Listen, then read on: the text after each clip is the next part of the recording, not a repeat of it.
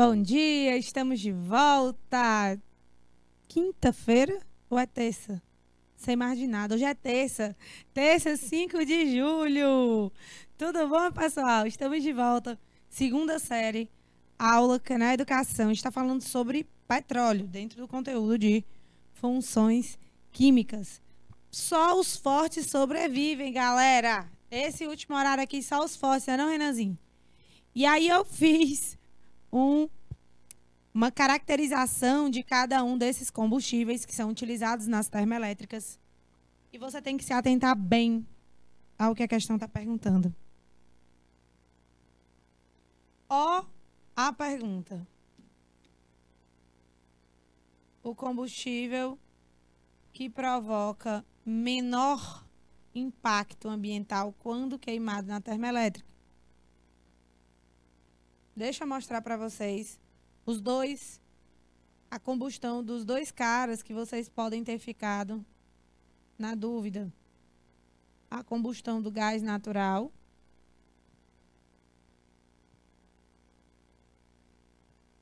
CH4 mais O2 produzindo CO2 mais H2O. Essa é a reação de combustão completa. Olha, vou chamar a atenção de vocês, porque eu não vou balancear essa reação completamente aqui, tá? Eu não vou. O que eu vou fazer é apenas mostrar a relação da capacidade poluidora. Não foi, Gabriel? Também achei. O combustível é o gás natural, pois a quantidade de carbonos que existe nesse combustível vai determinar o número de mols de CO2, que é um gás do efeito estufa, lançado na atmosfera. Então, você vê aqui diretamente a relação entre a quantidade de carbonos e a quantidade de mols de gases poluentes lançados na atmosfera. Aí, deixa eu fazer aqui do etanol.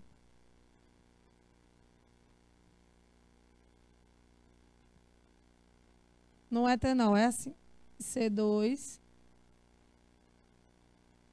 H6O,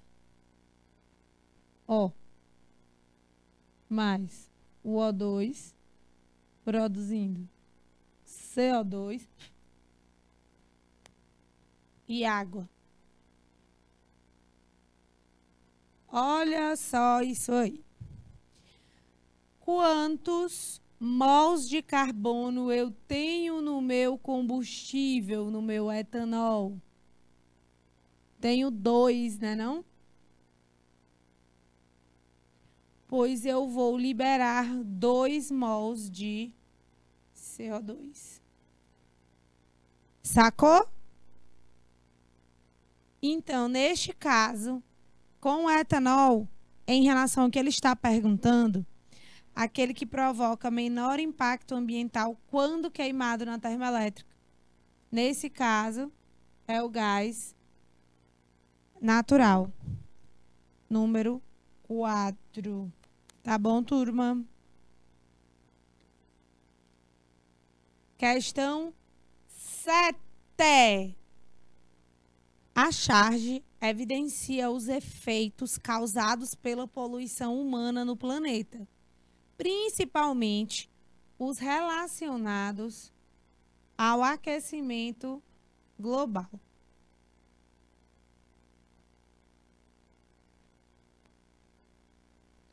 Esses impactos são ocasionados diretamente. Vamos ler a charge? Pai, existiu mesmo gelo? Um pinguim filhote, perguntando para o pinguim pai se de fato existiu gelo, porque ele não conheceu, né? Lembrei de uma música do Roberto Carlos, que ele diz assim: seus netos vão te perguntar em poucos anos pelas baleias que cruzavam o oceano.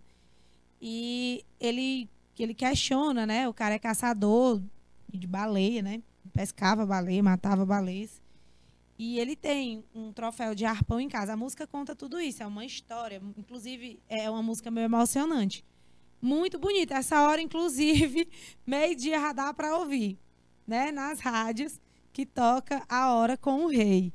Pois é. Pois essa música é mais ou menos essa vibes aí do pinguim filho perguntando para o pinguim pai se existiu gelo. E ele fala em relação à caça predatória das baleias, né?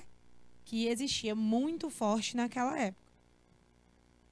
Então, esses impactos são ocasionados diretamente. Está falando do aquecimento global, tá bom? Efeitos. A charge evidencia os efeitos causados pela poluição humana no planeta, principalmente os relacionados ao aquecimento global. Então, esses impactos são ocasionados diretamente pela destruição da camada de ozônio devido ao uso indevido dos CFCs em sistemas de refrigeração e aerosóis. É por isso só? Quando ele escreveu devido ao uso indevido, eu já desisti dessa alternativa. Achei ela um horror. Pela emissão de gás carbônico e metano, provenientes do uso de combustíveis fósseis, agricultura e pecuária. Então, ele está falando do aquecimento global e dos efeitos causados pela poluição. Tá? Então, tem um pouco de rumo. Mas vamos analisar cada uma das alternativas. Valeu, Miguel Leão. Tô ligadinha aqui em vocês, viu? Letra C. Pela emissão de óxidos de enxofre e nitrogênio, causadores da chuva ácida. Faz sentido para efeito de poluição? Faz. Mas você tem que se concentrar no que a questão está perguntando. É sobre isso? Letra D. Pelo uso indiscriminado de etanol, que é mais poluente que a gasolina ou o diesel. Meus alunos, vocês acabaram de resolver uma questão dessa comigo. Ele está dizendo que o etanol, de fórmula C2H6O, polui mais do que a gasolina, que tem fórmula C8H18. 8 carbonos comparado com 2. Né? Não dá, filho. Então, essa daqui, mesmo eu sem saber de nada, eu também já excluiria. E letra E. Pelo aumento exagerado da emissão de monóxido de carbono, proveniente principalmente da queima incompleta de combustíveis. Então, eu vou dar 2 minutinhos para vocês se decidirem. Vamos lá?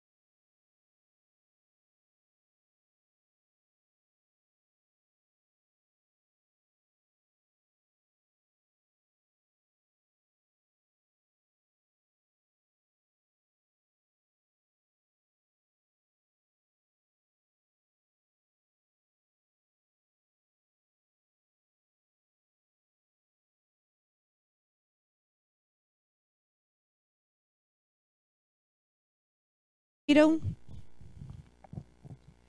Muito bem, Gabriel. É isso aí. Gente, não é que essa letra C, que essa letra L esteja errada. Elas são alternativas que estão falando verdades. Mas o que ele quer aqui é sobre o que ocasiona diretamente, tanto o aquecimento global como os efeitos da poluição no planeta. Entendeu, Miguel Leão? Então, neste caso aqui, nós temos, olha, peraí, minha gente. Pela emissão de gás carbônico e metano, que a gente está falando mais do efeito estufa e aquecimento global. Aí esse aquecimento global não é provocado pela chuva ácida, mas sim pela liberação principalmente do vilão gás carbônico, tá? E não do monóxido, como a letra E sugere. Mas faz sentido, tá, Miguel Leão? Faz sentido esse seu raciocínio. Questão 8, mais uma vez, a torre do petróleo para fazer até abusar, né? O petróleo bruto, também conhecido como ouro negro, é uma complexa mistura de hidrocarbonetos. A composição exata dessa mistura varia significativamente em função do seu reservatório de origem. A separação e purificação dos seus componentes é o processo de refino. As frações obtidas na torre de fracionamento apresentam diversas aplicações na vida moderna. Por exemplo, gasolina, querosene, óleo diesel. Eles são geralmente utilizados como combustíveis nos veículos automotores. A figura a seguir, olha quem está aqui de novo. A figura a seguir ilustra o funcionamento de uma torre de fracionamento, na qual são obtidas algumas frações do petróleo.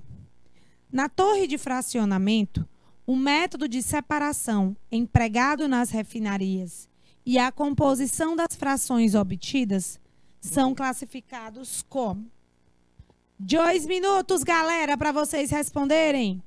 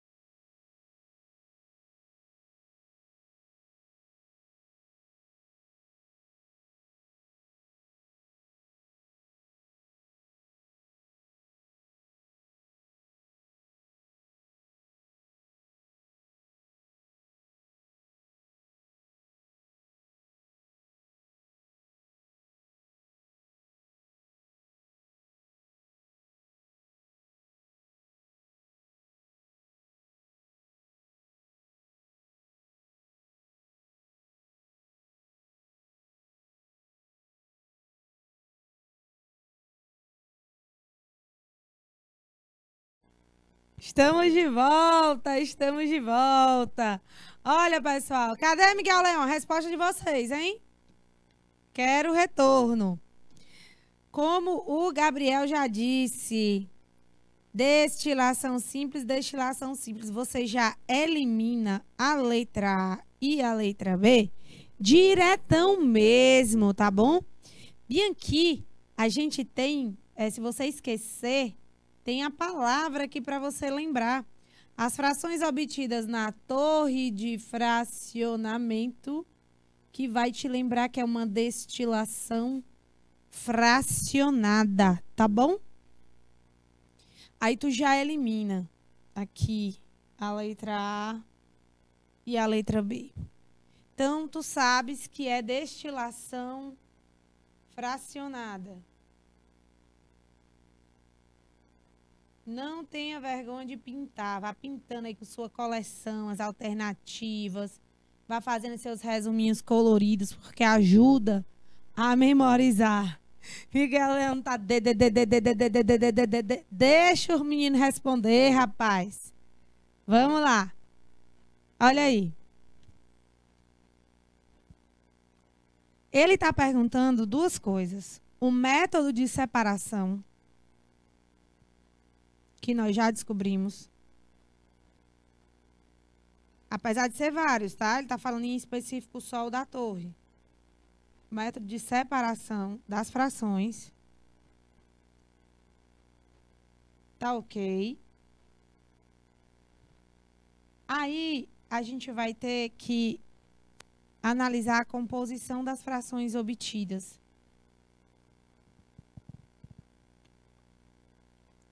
Composição das frações. Vamos lá para a torre? Vamos analisar as torres. Bom, eu tenho aqui opções como substâncias simples, substâncias compostas e misturas. Pessoal, as frações são frações de hidrocarbonetos. Não é mesmo? Minha gente, os meninos estão apelando aqui, os meninos de Miguel Leão estão apelando para a Helene mandar eles embora. Eu não sei se eu tenho dó dos bichinhos, se eu peço isso de coração, Helene. Eu só vou deixar eles mais um tempinho comigo. Minha gente, só 39 minutos de aula, tem nadinha. Ô, besteira é a besta. Ó, vocês já sabem que são hidrocarbonetos que estão presentes em toda a composição do petróleo, tá? E hidrocarbonetos são compostos que têm carbono e hidrogênio. Portanto, eu já excluo a tal substância simples. Jamais pode ser, tá? Então, ele pode ser substância composta ou mistura. Mas aí, eu vejo que eu não tiro aqui, eu não consigo produzir exatamente substâncias compostas puras. Por exemplo, vou separar aqui a gasolina, vou separar aqui o heptano, vou separar aqui o octano. Não, né? Tenho ainda misturas. Exatamente, ô Gabriel. Eu tenho misturas de compostos, tá bom? E a partir daí, eles serão, depois daqui, dessa obtenção, eles vão para a indústria petroquímica. Então, gabarito, letra... Opa, pareceu que não era o gabarito, né? Então, gabarito, letra E, tá bom?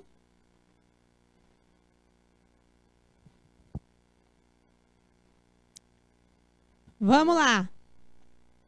Em 2011, questão 9.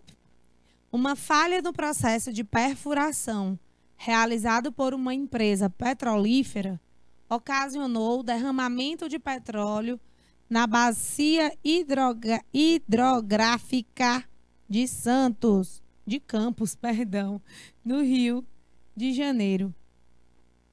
Foi uma falha no processo de perfuração que ocasionou o derramamento de petróleo. Os impactos decorrentes desse derramamento ocorrem porque os componentes do petróleo, letra A, reagem com a água do mar e sofrem degradação, gerando compostos com elevada toxicidade. B, acidificam o meio, promovendo o desgaste das conchas calcárias de moluscos e a morte de corais. C, dissolvem-se na água, causando a mortandade dos seres marinhos por ingestão da água contaminada. D, tem caráter hidrofóbico e baixa densidade, impedindo as trocas gasosas entre o meio aquático e a atmosfera. Ou tem cadeia pequena e elevada volatilidade, contaminando a atmosfera local e regional em função dos ventos nas orlas marítimas. 2 minutinhos para vocês, tá? Gabriel, André, tá muito bom, mas vamos lá, 2 minutinhos para vocês responderem.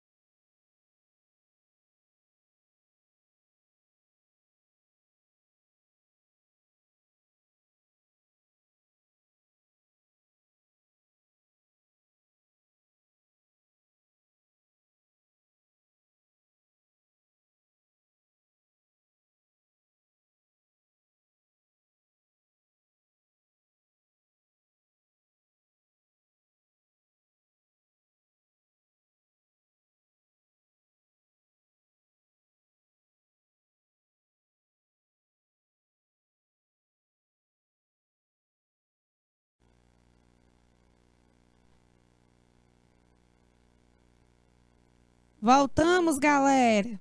Gabriel, André tá muito rapidinho, né?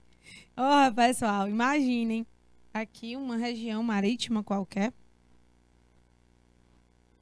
Óleos, como vocês sabem, óleos e gorduras, eles são immiscíveis na água. Certo? Então, onde eles entram em contato com a água, eles formam uma certa camada, né, sobre a água, porque eles ficam lá em cima, né? Mesmo eu tendo, ó,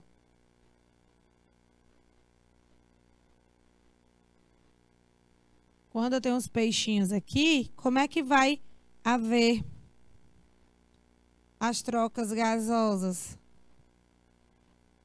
na superfície da água para que os peixes possam respirar? Não tem como. Não tem como. Então, o óleo é sim óleos de um modo geral. Eles são hidrofóbicos, têm medo de água, não gostam, não se misturam.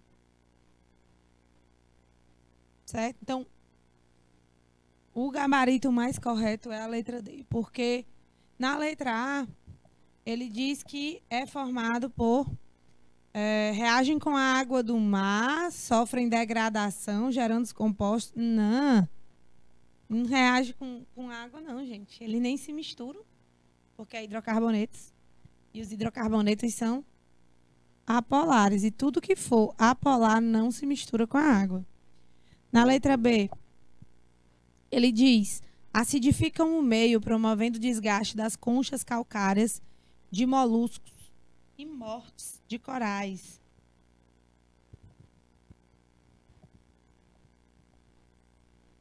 O excesso de gás carbônico na atmosfera que é o causador da acidificação e não o derramamento do petróleo.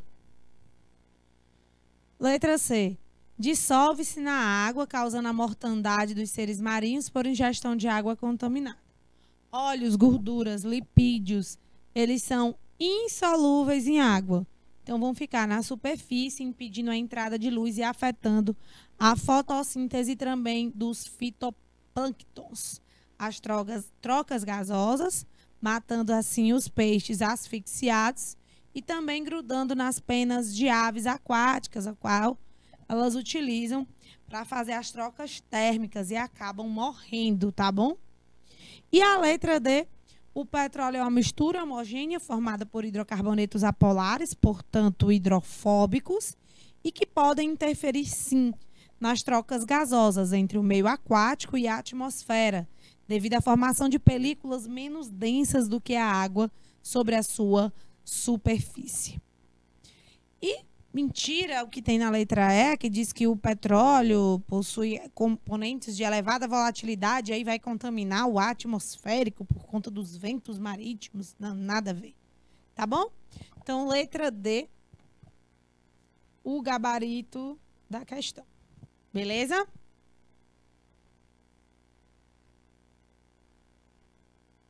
Galera, eu acho que vocês precisam de 3 minutinhos para responder essa daqui. Quero que vocês leiam com muito cuidado, tá bom? 3 minutinhos na tela, questão 10.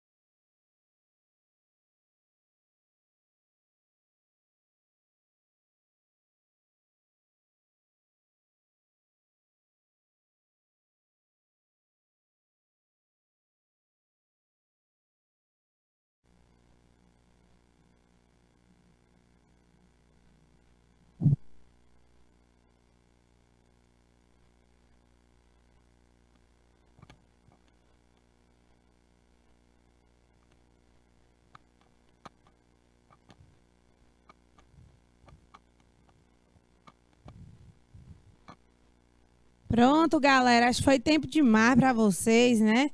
Gabriel André já matou tudo aí. Porque se você compreender o petróleo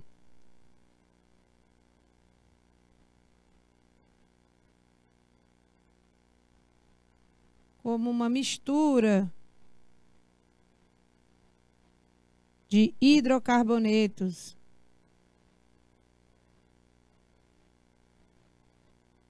de diferentes pontos de ebulição e massa molar, né? Se você reconhecer o petróleo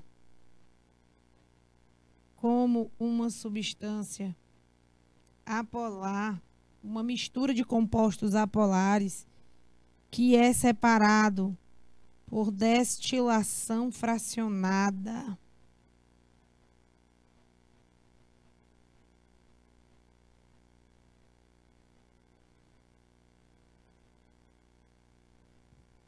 Você vai associando algumas coisas que dá para lembrar, né?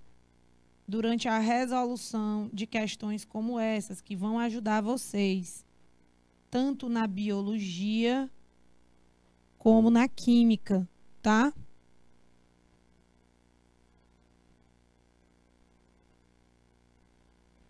Apolar é insolúvel em H2O, tá?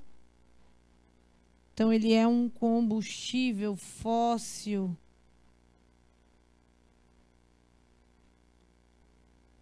extremamente poluidor.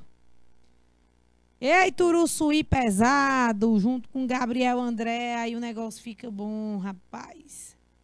Então, galera, quando ele fala que a bactéria, o Gabriel até disse aí, a palavra-chave no texto é quando ele fala que a bactéria usa hidrocarbonetos como substratos para transformar em energia metabólica, né? Então, ambientes contaminados com hidrocarbonetos. Então, sempre que eu falar de petróleo, eu tenho que lembrar que ele não é uma mistura de ácido carboxílico, de álcoois, de aldeídos, e sim de hidrocarbonetos. Portanto, não tem nem o que contar, peteca. Letra A. Áreas contaminadas com petróleo, porque hidrocarbonetos como o octano são uma molécula, né, derivada do petróleo. O octano, pessoal, aproveitando a deixa, porque vocês vão se deparar com esse cara.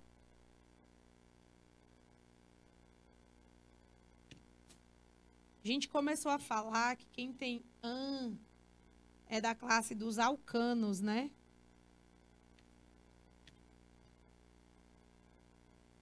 E o que é ser alcano, gente? É carbono que só faz ligação simples com outro carbono, tá? Esse Ozinho no final, turma, indica que esse composto é um hidrocarboneto.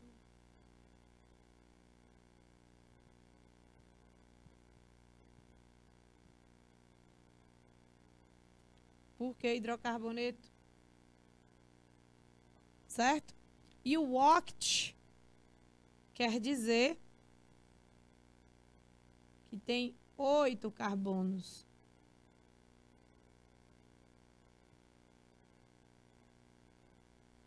Então, a estrutura desse octano, que é o principal composto da gasolina,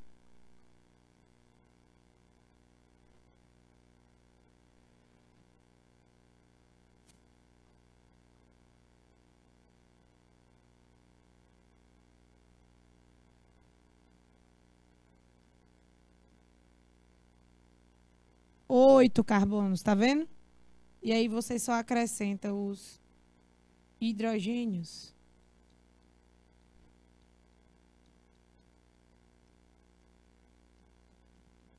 Então, um cara que é total e completamente insolúvel em água, tá bom? Questão 11. Vamos analisar juntos Uruçuí, Gabriel André, a galera que ainda tá aqui comigo, tá? É uma análise de gráfico, Tá bom? Então, vou ler para vocês com bastante calma. Segundo o relatório do Painel Intergovernamental de Mudanças Climáticas, o IPCC, inúmeras gigatoneladas de gases do efeito estufa de origem antropogênica, que são oriundos de atividades humanas, vêm sendo lançadas na atmosfera há séculos. A figura mostra as emissões em 2010 por setor econômico. Então, está aqui, emissão de gases do efeito estufa por setor econômico. Produção de eletricidade e calor, responsável por 25%, por 25% das emissões. O ramo da eletricidade e calor.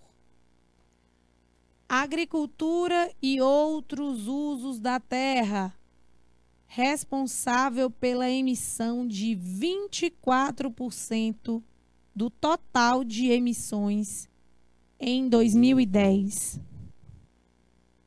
O ramo da construção ficou com a emissão de 6,4% do total de emissão de gases do efeito estufa. O transporte, 14%.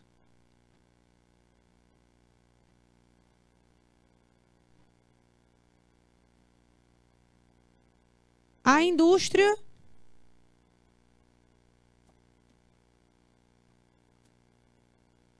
não vou usar essa, né, porque fica igual.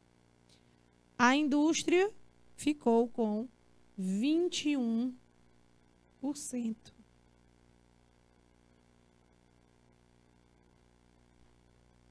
E, por fim, a produção de outras energias ficou responsável por 9,6% do total de emissões de gases de efeito estufa ocorridos em 2010. Certo, pessoal? Deixei colorido cada um com uma cor para a gente poder interpretar da melhor forma possível. Com base na figura e em seus conhecimentos, aponte a afirmação correta. Os setores econômicos de construção e produção de outras energias, juntos, possuem menores emissões de gases de efeito estufa antropogênicos do que o setor de transporte, tendo como principal exemplo ocorrências no Sudeste Asiático. Pessoal, produção de outras energias, 9,6%. Construção, 6,4%. Aí você soma, porque ele disse assim, juntos esses dois setores ainda possuem menores emissões que o setor de transporte. Aí você vai avaliar. 6 mais 4, 10. Vai 1, desce a vírgula. 9 com 1, 10. Com 6, 16. Então, juntos, eles encerram 16% do total de emissões de gases do efeito estufa. Então, aqui já é mentira. Com muita certeza, facilmente eu verifico isso. Letra B. As maiores emissões de origem antropogênica devem-se ao setor econômico de agricultura e outros usos da terra, em razão das queimadas, principalmente no Brasil e em países africanos. Qual o valor da contribuição do setor da agricultura? 24%. Qual foi o maior valor que encontramos aqui? Produção de eletricidade. E calor com 25%. Então, em primeiro lugar, primeiro disparado, produção de eletricidade e calor. Segundo lugar, agricultura. e usos da terra. E o terceiro lugar é a indústria. Tá? Mais poluentes. Depois vem o transporte, a construção ou a produção de outras energias e a construção civil. Então, também não é o setor da agricultura. Falso. Letra C. As maiores emissões dos gases de efeito estufa de origem antropogênica vinculadas à produção de eletricidade e calor ocorrem nos países de baixo IDH, pois estes não possuem políticas ambientais definidas. Você não pode afirmar isso com muita certeza, então tenha calma. Vejamos as outras alternativas. Letra D. 1/4 do conjunto de gases do efeito estufa de origem antropogênica lançados na atmosférica é proveniente do setor econômico de produção de eletricidade e calor, em que predomina a emissão de gases, né, ocorrendo com grande intensidade nos Estados Unidos e na China. Galera, 1/4 de algo é 0,25. Olha aí dentro, fração. 1/4 de algo é você dividir R$1 para 4 pessoas, que dá 25 centavos. Em porcentagem, 25%. Tá bom? 25% do todo. É mentira que a produção de energia, de eletricidade e calor tem 25%? Não, é verdade. Exatamente, Gabriel, é verdade, você está falando. Letra E. A indústria possui parcela significativa na emissão de gases de efeito estufa, no qual é o componente majoritário na produção em refinarias e petróleo. Não, gente. Letra D é o gabarito da questão. Porque a produção de eletricidade e calor corresponde a 1/4 do total. 1/4 do total é 1/4. Certo? Então, é 100% das emissões dividido por 4, que dá 25%. Ok? Que é justamente da queima de combustíveis. Beleza, Gabriel, André? Beleza, todo mundo que tá ligadinho? Beleza, Uruçuí? Vamos lá para a questão 12. 12. A matriz de transporte do Brasil está centrada em rodovias, sendo que a principal fonte de energia dos veículos que utilizam essa modalidade é derivada do petróleo. No entanto, grande parte desse combustível fóssil é constituído por moléculas de cadeias carbônicas muito longas, inviáveis para o uso como combustíveis automotores. Muito cuidado com essa questão, viu? Muito cuidado com ela. As refinarias, assim, contornam esse problema transformando as cadeias longas em moléculas menores, pertencentes à fração mais consumida, por meio de um processo químico chamado de destilação fracionada, reforma catalítica, destilação a vácuo, alquilação catalítica ou craqueamento catalítico. 3 minutinhos na tela. Gabriel, André, não vacile, não é isso. 3 minutinhos na tela, vamos lá.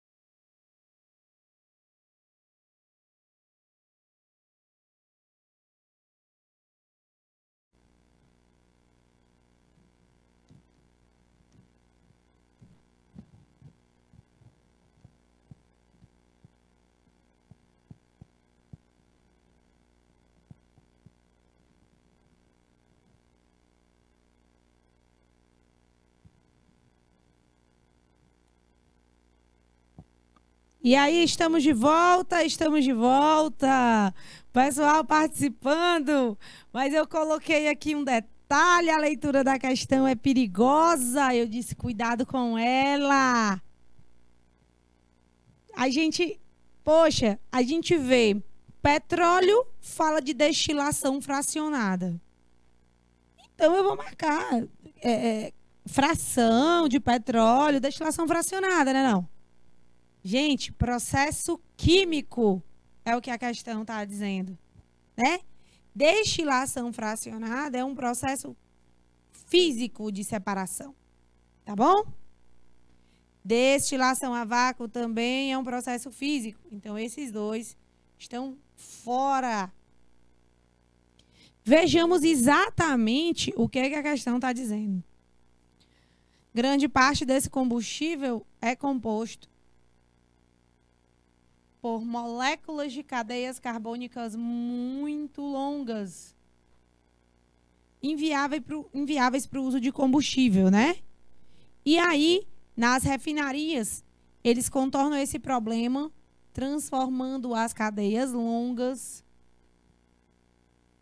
em moléculas menores, que vão pertencer à fração mais consumida, que é essa fração de combustíveis, né? Qual é o gabarito? Letra E, né, Gabriel André? É de Érica. O cracking, ou craqueamento catalítico do petróleo, transforma moléculas maiores em moléculas menores, ou seja, altera o tamanho da cadeia carbônica, tá? É diferente do reforming. O craqueamento, visualmente falando, você pega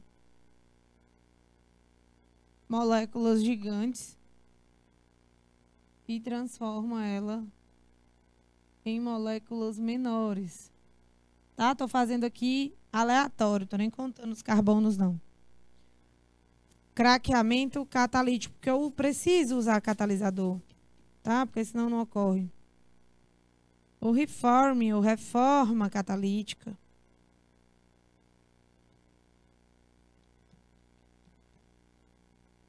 Você vai transformar o cara, tá? Por exemplo, tenho, como é o caso, 1, 2, 3, 4, 5, 6, 7, 8. Que aí ele forma o isoctano.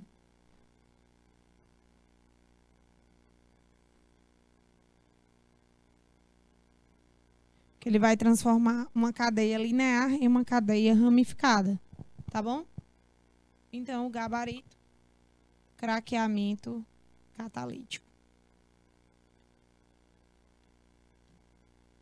Letra E. Certo? Questão 13. Questão boa demais. Os indígenas brasileiros têm na pintura corporal uma de suas formas mais características de expressão, individual e coletiva. Na tribo Tururi, por exemplo, os indígenas utilizam folhas de buri para obter a cor azul, o açafrão para a cor amarela e o urucum para conseguirem a cor vermelha. Tá? Vanucci, dissertação de mestrado, corantes naturais da cultura indígena no ensino de química. Na obtenção da cor amarelo, por exemplo, após a secagem do açafrão, as mulheres indígenas extraem a cúrcuma por dissolução em óleos. E isso aqui já está dizendo que a cúrcuma é o quê? Polar ou apolar? Na cúrcuma existe um composto conhecido como curcumina, representado pela estrutura abaixo. Daí a curcumina.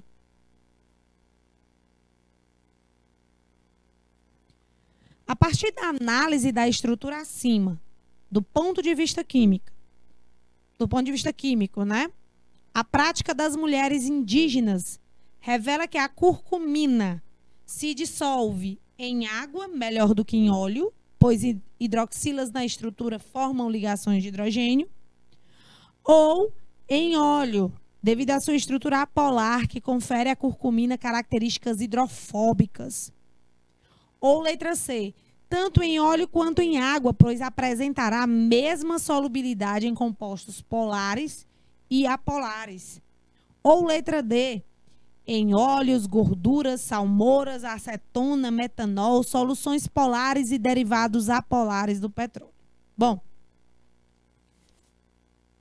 eles dizem que conseguem extrair a cúrcuma por dissolução em óleos. Se algo se dissolve em óleo, ele não vai se dissolver em água. Tá bom? Ele tem característica oposta. Érica, mas eu tô vendo hidroxila aqui, ó. E aqui pode fazer ponto de hidrogênio. Olha o tamanho da molécula. Olha o tamanho da molécula. Olha o tamanho da parte apolar dessa molécula. Quem tu acha que vai mandar aí na característica dessa molécula? A maior constituição dela, que é a apolar. Hidrofóbica, tá bom?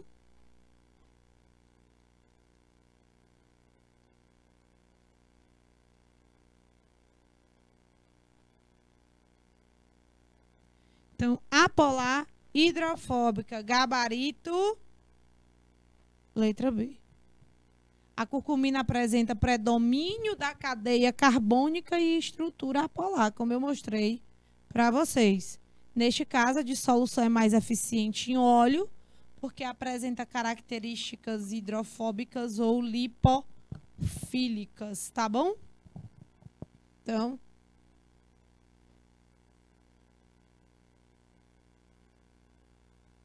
letra B. Questão 14.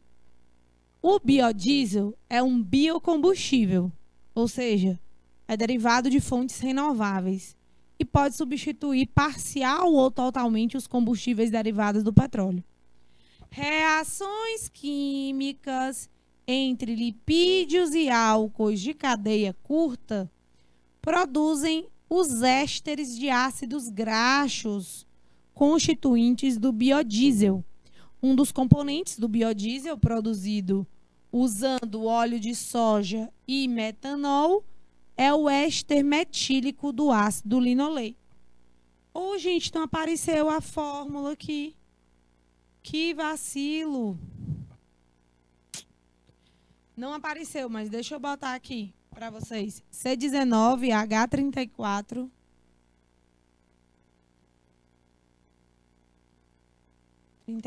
Ju. O2. Bom, gente, cuja fórmula molecular é essa daqui. Tá? Então, imagine, se eu queimar... Não, Gabriela, vai embora não. Se eu queimar 1 mol desse composto, eu vou liberar quantos mols de CO2? 19 mols de CO2. Então, se eu queimar 300 mols de C19H34O2, eu vou liberar quantos mols de CO2? Quanto é? Quanto é, Gabriel? Vê aí. 300 vezes 19, né não?